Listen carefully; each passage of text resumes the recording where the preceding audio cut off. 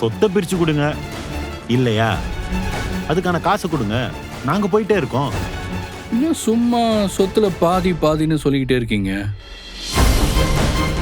இருக்கிறது அந்த வீடு ஒண்ணுதான், அதுல என்ன பாதி பாதின்னு பேசிட்டு இருக்கீங்க? உங்க வீட்டை பார்த்தாலே தெரியுது நீங்க வசதியா தான் இருக்கீங்கன்னு. எங்களுக்கு சேர வேண்டியது கொடுத்துருங்க, நாங்க போயிட்டே இருக்கோம், சிம்பிள். நீங்க பேசுறது எவ்வளவு தப்பா இருக்குன்னு தெரியுதா உங்களுக்கு? உங்களோட தேவைக்காக மத்தவங்களோட சூழ்நிலையை புரிஞ்சுக்காம அவங்க போற இடத்துக்கெல்லாம் போய் டார்ச்சர் பண்ணிட்டு இருக்கீங்க.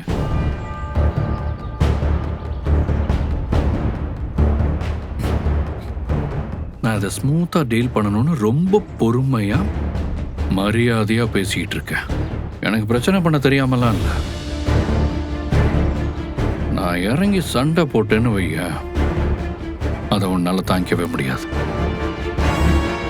நல்லபடியா சொல்லும் போதே கிளம்பி போயிட்டே இரு.